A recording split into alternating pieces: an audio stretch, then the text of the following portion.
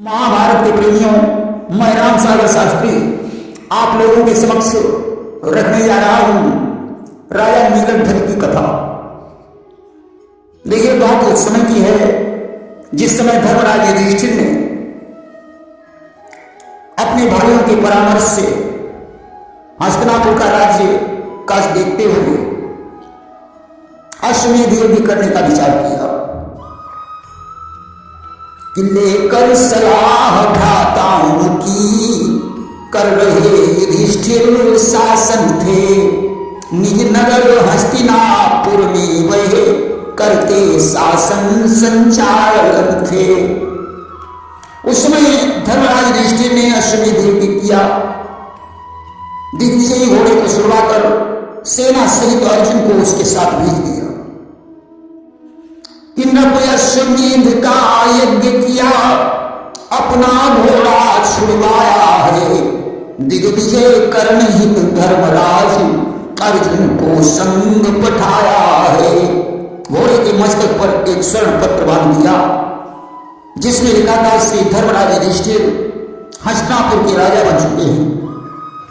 या सभी को स्वीकार करना पड़ेगा, जो इस घोड़े को रोकेगा उसके साथ युद्ध होगा। श्री धर्मराज सम्राट हुए, जग की जनता स्वीकार करे। जो कोई घोड़ा रोकी वह रण में लड़ना स्वीकार करे। अब तो आगे आगे घोड़ा जा रहा है, उसके पीछे पीछे सेना के सिंह कृष्ण और अर्जुन हैं। चलते चलते वह घोड़ा नर्मदा नदी के तट पर बसे हुए महिष्मती नगर में पहुंचा। महिष्मती नगर का राजा नीलध्वज था, जिसके पुत्र का नाम प्रवीर था। प्रवीर ने जिस समय उस घोड़े को सजा धजा देखा और उसके मस्तक पर पत्र टंगा हुआ देखा, पत्र को पढ़कर प्रवीर ने सोचा कि अगर इस घोड़े को नहीं पकड़ा तो पिताजी की वीरता का अपमान होगा। कि सोचा इसका यूं ही जाना, वीरत्व ल जाने वाला है। अपना एवं अपने पितु का अपमान कराने वाला है। आज इसने सिंह को आदेश देकर घोड़े को पकड़वा लिया।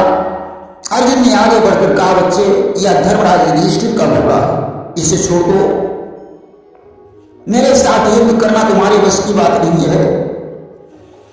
कि छुप जाओ मां के अंचल में, रण में क्या काम तुम्हारा है। संग्राम चीर की धार नहीं, तीखे तीरों की धारा है।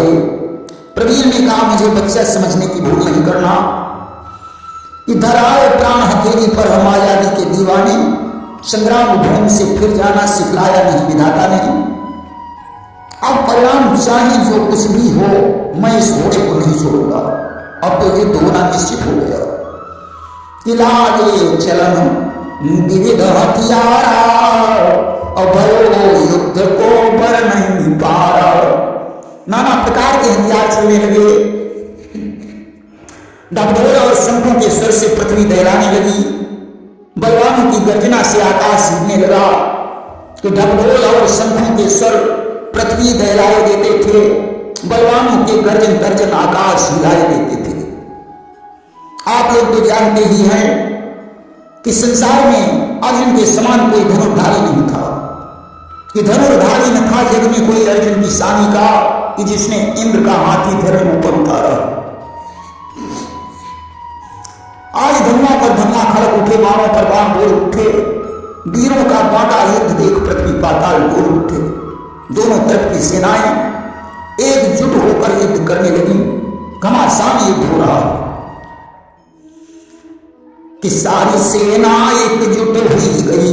भट पर दौड़ी पड़े सरदार, हल्ला मची गए सिगरे दल में। चंबा चलन लगे हथियार, तेरा बरछी भाला बिछुआ, कहूं बानन की बौछार। उनकी सुत की अब मारूंगा, धरती मांगे धर्म द्वार। रुंड मुंड से धरती पटी गई, हथियन मुंड पड़े चिन्हार। हिन हर गई अब घोड़न की, और बही चली रक्त की धार। उड़ गई भुज सिर छत्र मुकुट नभ गल में मच गयो हाहाकार। भगदड़ मच गई क्षत्रिय दल में, भुतवा करन लगे सिंगार। नाचत ताल बिताल जोगिनी, लई लई खप्पर और करतार। स्वान श्रृगाल गीध चुरी चुरी के, जीव भर करन लगे जीवनार। दशा भयानक रण की हुई गई, भैया हाल कहो ना जाय। भले सिपाही महिष्मती के, अपने अपने प्राण बचाए। वीर प्रवीर प्राण लई भागो, रण में गाजो इंद्र कुमार। इनकी बातें ये नहीं छोड़ो, महिष्मती के सुनो हवाल। स्वर्ग सिंहासन पर शोभित राजा नीलध्वज महाराज।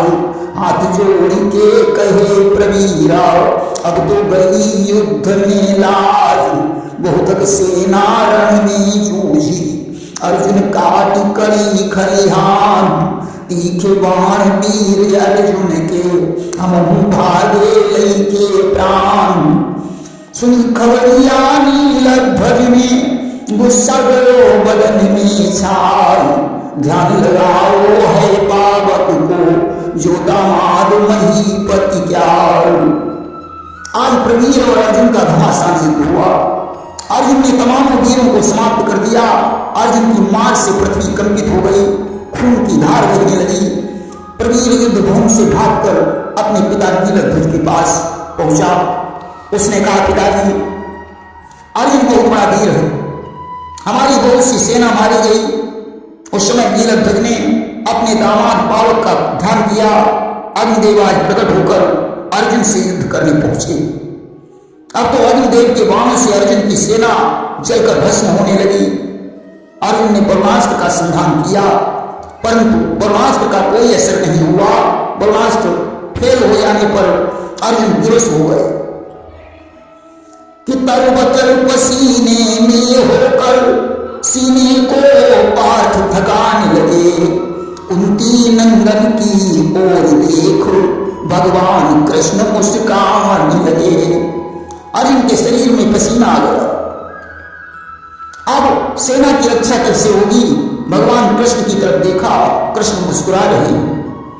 अर्जुन बोले, प्रभु आप मुस्कुरा रहे हैं, अग्निबाण पर ब्रह्मास्त्र का संधान करने पर भी मैं ज्वाला को शांत नहीं कर पा रहा हूं, अब आप ही कोई उपाय बताइए। भगवान कृष्ण ने कहा, पार्थ तुम्हें मालूम होना चाहिए, या अग्निदेव के तेज से निर्मित बाण हैं जो मेघ और समुद्र को सुखाने की क्षमता रखते हैं। किया है साधारण बाण नहीं, पावक के बाण करारे हैं। इन बाणों के आगे अर्जुन खुद वरुण देव भी हारे हैं। इसलिए निकालो वैष्णवास्त्र, तत्काल उसे संधान करो, अन्यथा न दूजा चारा है, रण छोड़ भवन प्रस्थान करो। कृष्ण ने कहा, अर्जुन वैष्णवास्त्र से ही पावक पर विजय प्राप्त हो सकती है, अन्यथा कोई दूसरा उपाय नहीं है। अब तो अर्जुन ने वैष्णवास्त्र का जो संधान किया, अग्निदेव युद्ध भूमि से भाग खड़े हुए कि अर्जुन ने वैष्णवास्त्र का किया जभी संधान, भाग चले रणभूमि से पावक लेकर प्राण।